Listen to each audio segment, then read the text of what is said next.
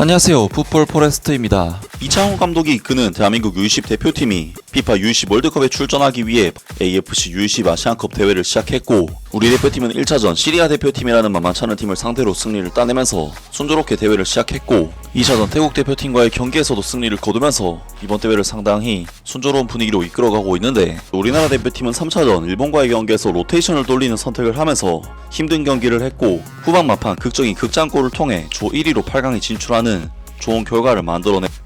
대한민국 대표팀은 2025년 2월 2025 AFC U20 아시안컵 대회에 돌입해 U20 월드컵을 위한 도전을 시작했는데요. 그리고 우리나라 대표팀은 이번 AFC U20 아시안컵에서는 개최국인 중국, 이라크, 우즈베키스탄, 일본 대표팀에게 밀려 1포트를 확보하는 데 실패했고, 때문에 우리나라 대표팀은 이번 대회에서 일본, 시리아, 태국이라는 다른 조에 비해 상당히 강력한 조에 편성되는 불운을 안았었는데요. 그리고 우리나라 대표팀은 1차전 3포트 팀인 시리아 대표팀과 첫 경기를 치렀고, 이 경기는 2포트 팀인 우리 대표팀과 3포트 팀 간의 경기인 만큼 우리 대표팀에게는 결과가 굉장히 중요한 경기라고 할 수가 있었는데, 그리고 우리 대표팀은 시리아 대표팀을 상대로 굉장히 힘든 양상의 경기를 치렀지만 역시나 볼을 다루는 능력에 있어서 우위를 보였고, 성신 선수와 백민규 선수의 두 골에 힘입어 시리아 대표팀을 2대1로 잡아내면서 1승을 따내는 좋은 결과를 얻어냈었는데요. 그리고 우리나라 대표팀은 이어진 2차전에서는 태국 대표팀을 상대로 경기를 치르게 됐었는데, 태국 대표팀은 우리나라 대표팀이 포함된 이번 아시안컵 D조에서 일본, 시리아보다 더 약한 전력의 D조 최약체급 팀이라고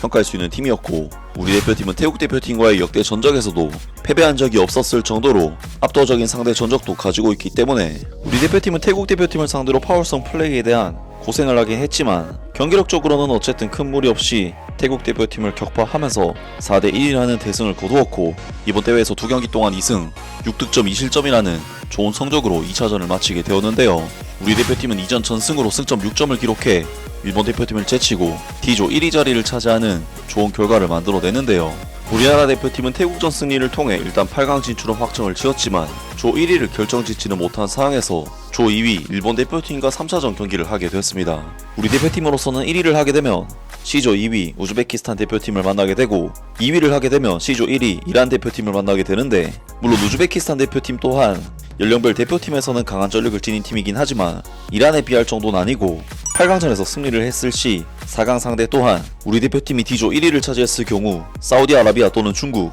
2위를 차지했을 경우에는 호주 또는 이라크라는 강적을 만나야 하기 때문에 우리나라 대표팀으로서는 D조 1위를 차지하는 것이 8강 대진뿐만 아니라 4강 대진에서도 유리한 이점을 가져다 줄 수 있다는 부분에서 우리나라 대표팀은 이번 일본과의 경기를 반드시 잡고 조 1위를 차지해야 한다고 볼 수가 있겠습니다. 그리고 이번 경기에서 우리나라 대표팀이 승리를 거두고 시리아 대표팀이 태국에게 큰 승리를 거둘 경우 일본을 탈락시킬 수 있는 가능성도 있다는 부분에서 우리 대표팀에게는 동기부여가 되는 경기라고 할 수가 있었는데요. 그리고 이번 경기에서 우리나라 대표팀의 이창호 감독은 김민수 골키퍼, 배현석, 김호진, 손승민, 하정우, 강주혁, 이창우, 이건희, 진태호, 이해찬, 윤도영 선수까지 8강 진출을 확정지은 상황이기 때문에 대부분의 선수에 대해 로테이션을 가동시키는 선택을 하면서 8강전 경기에 대비했고,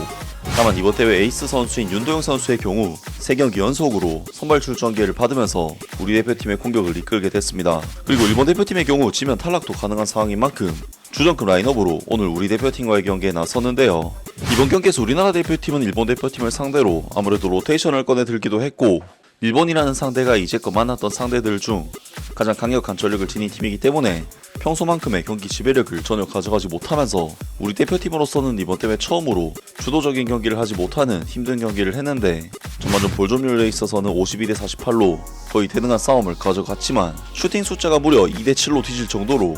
우리나라 대표팀은 일본에게 경기 주도권을 완전히 내주는 경기를 했습니다. 볼 점유율에서 큰 차이가 없었지만 슈팅 찬스에서 많은 차이가 있었다는 것은 그만큼 우리나라 대표팀의 공격 전개나 빌드업, 압박을 벗어나는 능력에 있어서 일본과 차이가 있었던 경기였는데, 우리 대표팀은 아무래도 경기를 상대적으로 더 적게 뛴 선수들이 주축이 되다 보니 공격 빌드업을 만들어가는 부분에 있어서 조직력이나 디테일이 다소 떨어졌다고 할 수가 있었고, 수비 조직적인 부분에 있어서도 다소 아쉬운 폼을 보이면서 일본에게 꽤나 많은 찬스를 내줬던 경기였는데요. 우리나라 대표팀은 전반전 초반부터 수비 뒷공간과 측면 라인에서 계속해서 공간 패스를 허용하면서 김민수 골키퍼가 볼을 처리해야 하는 위험한 상황이 발생을 했고, 측면에서 공간을 내주면서 박스 안으로 위협적인 크로스들이 계속해서